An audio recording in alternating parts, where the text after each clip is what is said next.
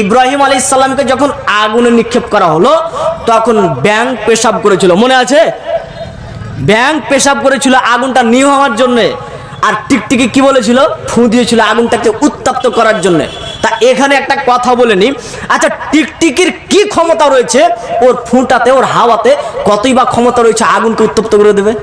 হ্যাঁ, আর ব্যাঙেরই বা পেশাবের কতই বা পেশাবটুকু আছে গো যে ওর এত বড় আগুনকে নিভিয়ে দেবে?